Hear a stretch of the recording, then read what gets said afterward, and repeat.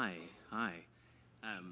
I really only keep coming to the show to get that introduction over and over again. So thanks for being here tonight. Sandro and I have collaborated on a lot of different creative projects. But one of the things we've been working on lately is kind of a longer storytelling project that I'm undertaking. It's sort of like an hour-long show. And an hour of talking is a lot of talking. So I'm writing it in sort of like 6-10 minute chunks. And as we were sort of putting it together, we thought we should have music. Music is actually, it's kind of like steroids for your emotions, or like cheating if you're a storyteller, because you can just kind of turn up the valence of what people are feeling with the soundtrack. So we thought we would try it out. And tonight is the first time live that we're gonna tell the story that I haven't told before publicly, and with a soundtrack that we've not told before or shared before publicly. So thank you so much for sharing it with us.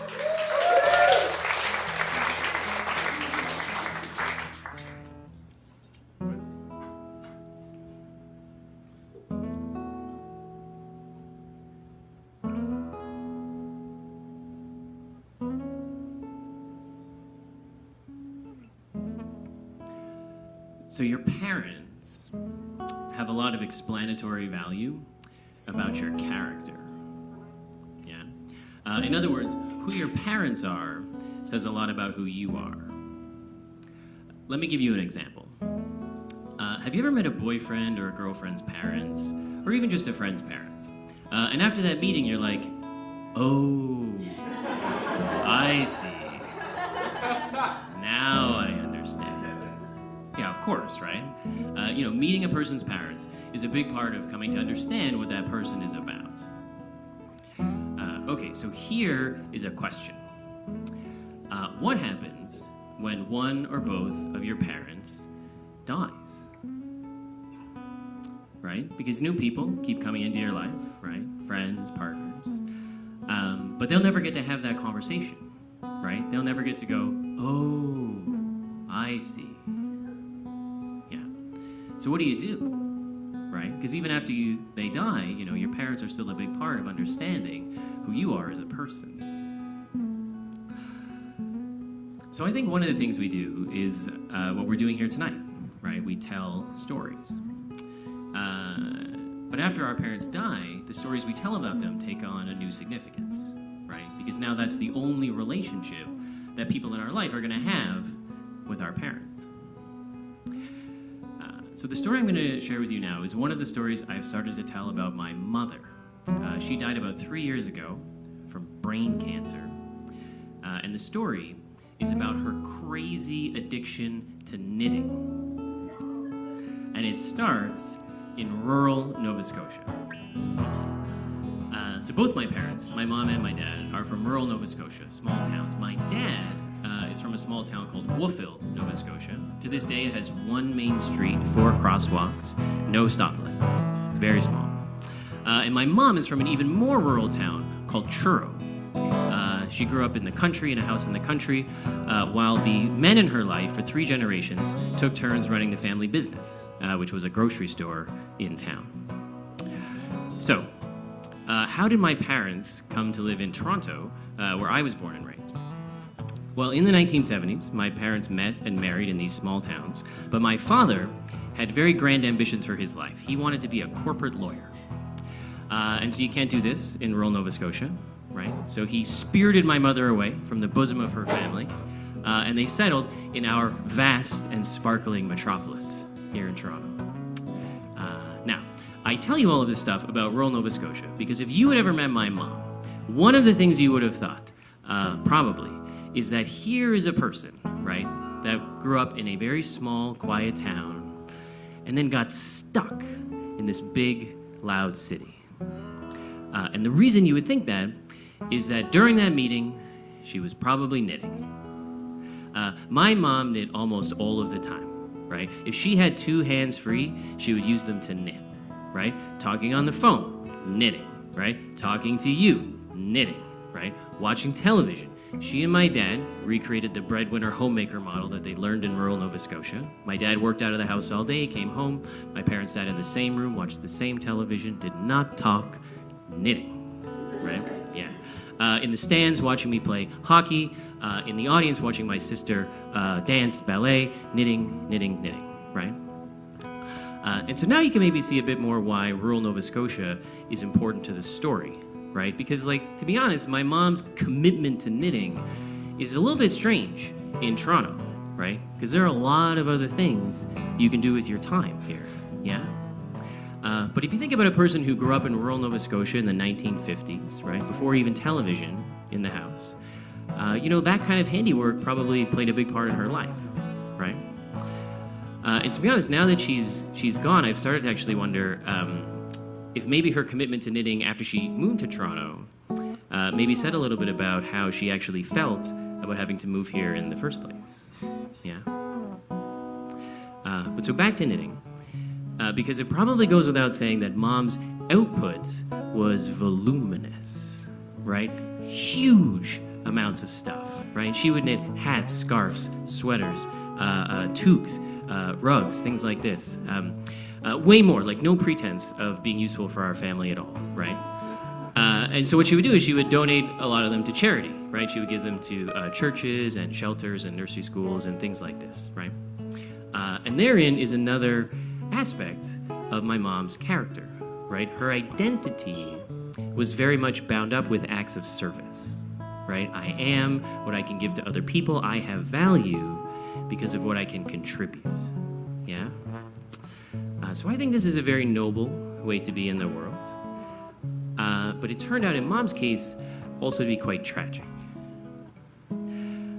But before we get to the tragedy, I know some of you are thinking, where did she get all that yarn? Yeah, it's a very good question, because it turns out that there is a discount yarn warehouse in the middle of Etobicoke, like rural Etobicoke. It's a 3-story cinder block warehouse. It's across from a Canadian Legion clubhouse. And it is filled with like every kind of yarn you can imagine, right? Every size, shape, skein, texture, you name it, they have it in there. It's actually a bit like, at the end of IKEA in that like discount or that sort of like self-serve warehouse portion, right? It kind of looks like that. It's not nearly as big. It's not even remotely Scandinavian. But that's kind of the gist. And so one day, about 6 months before Mom passed away, we were there in this warehouse on a yarn run. And Mom is kind of tottering around in the warehouse, and like the lights aren't very good, and she's pointing at yarn, and I'm getting it down, and she runs off and points at another one. And I said Mom is like tottering because we never had like a calendar for how much time she had left. But I guess what I'm saying is at this time in the yarn store, she looked like a person who had only 6 months to live.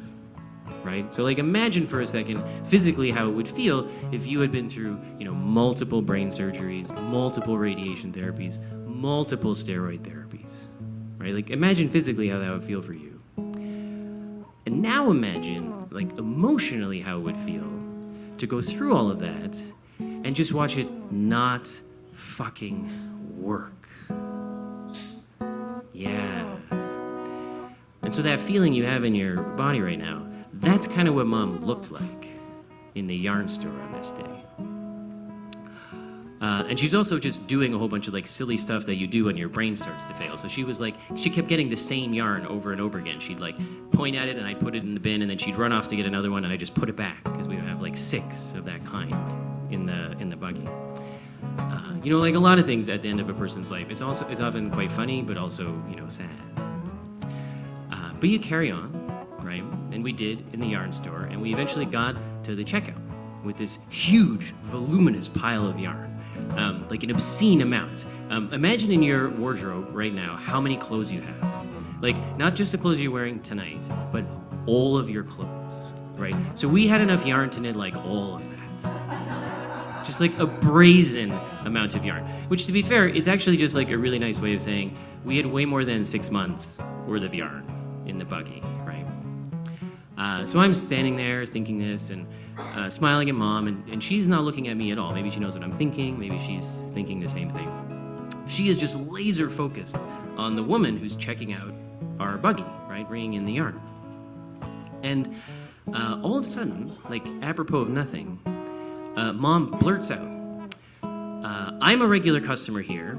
Luigi always gives me a discount, right? I guess Luigi is the owner. And the woman checking in the yarn does not acknowledge this at all. Like, doesn't even flinch, which at first I thought was kind of weird. But then it occurred to me, maybe this is like the bartering dance at the yarn store, right? This is like the pantomime. This is how you get the discount, right? No, that was not true at all. Because what happened was Mom didn't even wait for this woman to respond. She just continued on by saying, and if that's not good enough for me to get a discount, then I'll just show you this. And she took off her hat, turned her head sideways, and showed off the zipper of staples that was holding her head together from all the surgeries. Which is a very dramatic gesture, and was completely ineffective against this woman at the check. Like, heart of fucking stone, this woman. What do you have to do to get a discount at the yarn store?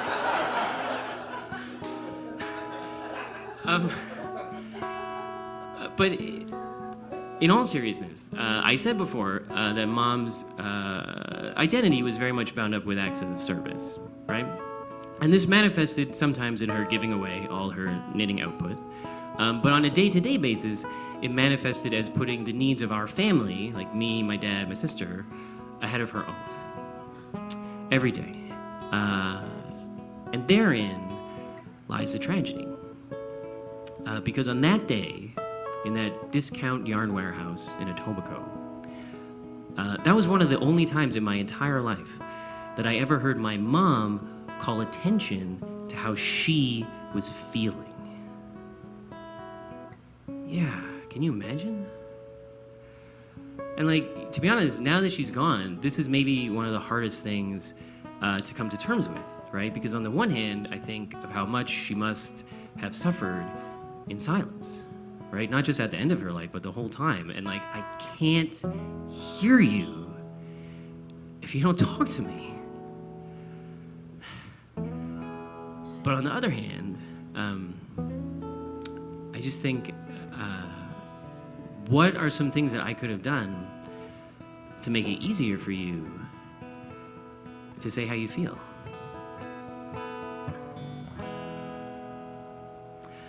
So it goes. Thank you. Sandro PR.